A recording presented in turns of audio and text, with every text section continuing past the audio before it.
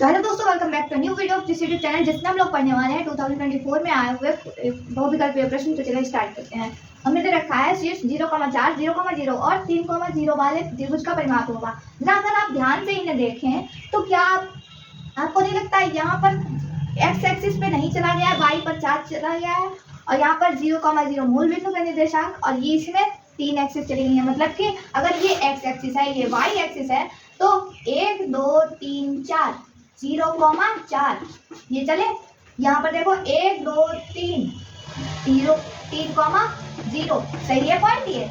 ऐसे ही मूल बिंदु के निर्देशांक 0,0।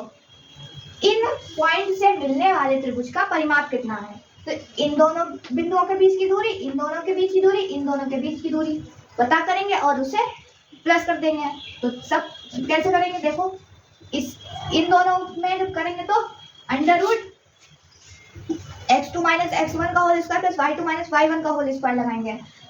अगर x1 y1 इन्हें मान लें और x2 y2 इन्हें मान लें तो x2 माइनस x1 का होल स्क्वायर 0 माइनस 0, यानी ये तो 0 हो गया, प्लस y2 माइनस y1 मतलब 0 माइनस 4 का स्क्वायर प्लस अंडर रूट में।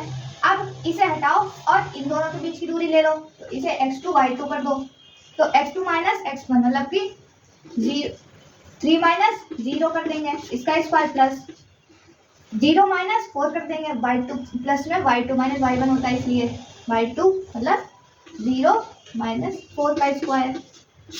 और उसमें एक और चीज प्लस होगी, इन दोनों के बीच का स्क्वायर, तो x2 माइनस x1 ये है, तो इन्हें x1 y1 कर दो, ठीक।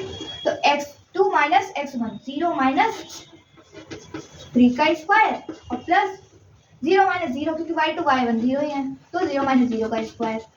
अब देखो यहाँ पर सिर्फ 4 है, 4 का स्क्वायर कर देंगे तो वो हो जाएगा 16, और 16 का अंडर रूट 4 प्लस यहाँ पर देखो 3 का स्क्वायर 9 हो जाएगा, और 9 में 4 का स्क्वायर 16 प्लस करेंगे 25 हो जाएगा। 25 का जब अंडर रूट करेंगे तो 5 निकल के आएगा बाहर। ऐसे ही यहाँ पे सिर्फ 3 दे रखा, 3 का स्क्वायर करेंगे 9 और 9 का अंडर रूट फिर से 3 आ जाएगा, तो कितना हो गया 5 4 9 3 12 हो गया। 12 कहीं पे दे रखा है, यहाँ पे दे रखा है, आप इसे टिक कर दो। इसके बाद है यदि tan alpha plus cot alpha बराबर 5 हो तो tan square alpha plus cot square alpha का मान क्या होगा? तो देखो हमें tan alpha plus cot alpha का अगर स्क्वायर कर दें तो क्या होगा, tan square alpha plus cot square alpha plus 2 into tan alpha into cot alpha, यही तो होता है। तो देखो tan alpha plus cot alpha बराबर हमें दे रखा है 5, मतलब 5 का स्क्वायर कर दो, ठीक, बराबर tan square alpha cot square alpha ऐसे ही रख देंगे, tan square alpha plus cot square alpha और प्लस 2 इंटू tan a को बराबर cot a लिख सकते हैं, cot अल्फा और मल्टीप्लाई में cot अल्फा पहले से चल रहा है, तो cot अल्फा से cot अल्फा कैंसिल हो गया, क्या बचा यहाँ पे सिर्फ 2 बचा, तो tan square alpha plus cot square alpha और यहाँ पे प्लस का 2 बचा है। यहाँ पे 5 का स्क्वायर 25 होता है, सबको पता है। ये 2 यहाँ पे आएगा तो प्लस से माइनस हो जाएगा, तो 25 माइनस 2 करेंगे, tan square alpha plus cot square alpha, तो 25 में से जब 2 जाएगा तो कितना बचेगा 23 बचेगा। 23 कहीं पे दे रखा है, यहाँ पे दे रखा है, आप इसे टिक कर दोगे। इसके बाद में क्वेश्चन है, यदि साइन थीटा बराबर कोसेक थीटा के तो तथा थीटा का मान π/2 मतलब होता है 180 और 180 से कम और 0 से ज्यादा है, तो थीटा का मान क्या होगा? देखो जब हमने पाई के मान कौन कौन से सुन रखे हैं, 3.14 सुन रखा है, 22/7 सुन रखा है, इसके अलावा नहीं सुन रखा, लेकिन हम बता रहे हैं इसको जब कोण में लिखते हैं तो 360 डिग्री लिखते हैं, ठीक। और π/2 का मान कितना हो जाएगा 360/2 मतलब कि 180 हो जाएगा। ऐसे ही अगर साइन थीटा कोसेक थीटा के बराबर है तो थीटा का मान क्या है, साइन और कोसेक, बताओ 0 30 45 90 वो 60 90, तो साइन 0 मान 0 1/2 1/√2 √3/2 और 1, ये तो मान होते हैं। कोसेक थीटा का क्या होता है, उसका उल्टा हो जाता है, 1/sin अगर करते हैं तो कोसेक थीटा हो जाता है, तो ये साइन इसका 2 और इसको √2, इसका 2/√3 और इसका 1 ही रहेगा। अब बताओ कौन सा मान बराबर है, 90 डिग्री वाला बराबर है। तो 90 डिग्री कैसे आएगा, अगर हम लोग पाई बटे 4 लिखें तो क्या होगा, 360 बटे में 2, वो 360 बटे में 4, 4 से 360 को काटेंगे कितने बार जाएगा, 9 बार और 1 0। तो 90 डिग्री ही बराबर है कोसेक और साइन में। इसका मतलब π/4 आपका सही आंसर है। इसके बाद में एक बिंदु Q से एक वृत्त पर स्पर्श रेखा की लंबाई 24 सेंटीमीटर है। मान लो ये एक वृत्त है और ये कोई बिंदु Q है, तो Q से हमने स्पर्श रेखा यहाँ से खींची,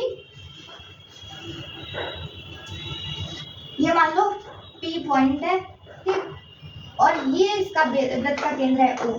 तो Q से इस पॉइंट तक की दूरी जहाँ पे स्पर्श रेखा मिल रही है वृत्त से 24 है, और केंद्र से कितनी बताई गई है, क्योंकि वृत्त के केंद्र से दूरी 25, यहाँ से लेकर यहाँ तक की दूरी 25 सेंटीमीटर है।